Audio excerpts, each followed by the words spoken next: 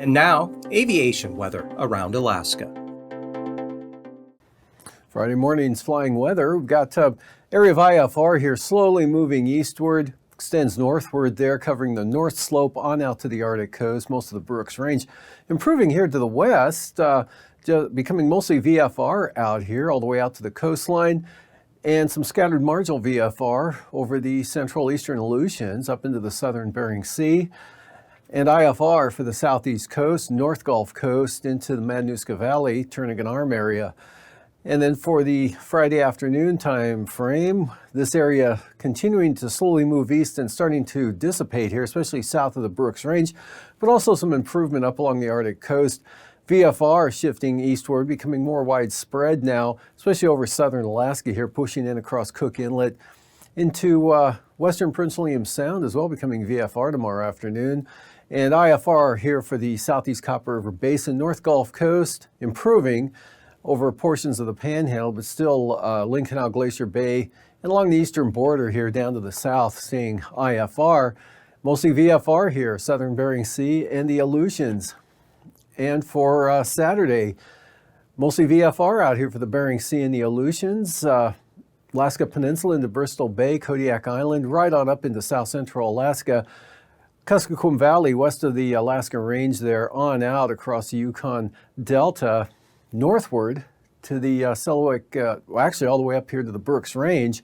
IFR, a little bit of improvement here in the central interior, then back to IFR to the east. Much better for the North Slope and the Arctic coast, some good VFR up there for Saturday morning and the afternoon. IFR here kind of sliding into the Tanana Valley, mostly north of the Alaska Range. They're kind of hugging the north side of the mountains as it pushes northeastward. And still some out here over the Yukon Delta and across the Kobuk Valley there into the northwest part of the state, western Brooks Range, and the western Arctic coast, better to the east. Bering Sea still looking really good, a lot of VFR there. And for the southeast coast here, improving there as well, becoming mostly VFR. Good VFR south and east of the Alaska Range, right into the North Gulf Coast, down to Kodiak Island. Passes tomorrow, Anatuvik and Adigan. IFR at times for both passes. Lake Clark and Merrill, VFR, rainy, looking good, VFR flying. Windy, marginal VFR. Isabel, IFR slowly improving to marginal VFR. And that same trend from Antasta, IFR to start, marginal VFR hopefully later in the day. And Tanita, IFR to VFR. Same forecast for Portage, IFR probably becoming VFR by late morning. And for Chilkoot and White, IFR, looking at the, freezing levels, 2,000 to 6,000 feet across the southeast coast here, otherwise at the surface, south of Kodiak Island, right across the western Alaska Peninsula, back up to near the Pribilof Islands. Icing-wise, nothing out here to the west, into the western interior, best chance of some considerable moderate icing from the eastern Arctic coast down into the Yukon Flats, and then tapering off here across the Tanana Valley. Maybe some isolated areas of moderate, mostly ice or light icing here for the Copper River Basin to the northeastern North Gulf Coast, and some moisture sliding up to the southern Panhandle. And for the jet stream here, good southwest flow here, strongest over the northern southeast coast up to 140 knots there, lighter over the interior, and northwesterlies just clipping the far western Aleutians there up to 135 knots. And at 9,000 feet, low pressure at this elevation, one up over the north central interior, another one there, western Prince William Sound or into the Gulf.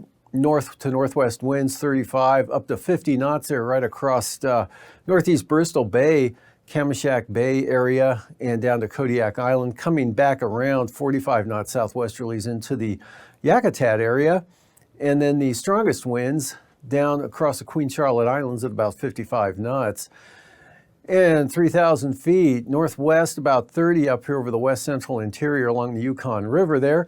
Strongest here, Kodiak Island back into Kamishak Bay, 50 knots out of the northwest. And then some southerly winds at about 50 knots over the southern Panhandle. And for turbulence, moderate chop there for the southern southeast coast. Moderate turbulence, actually. Considerable moderate turbulence there for the southern southeast coast. Same thing, Kamishak Bay, the Aleutian Range, Kodiak Island, Barrens, and then light to isolated moderate turbulence up along and east of the western Alaska Range, southern Cook Inlet, and the Kenai Peninsula. Another area up here over the Kobuk, western Koyukuk Valley areas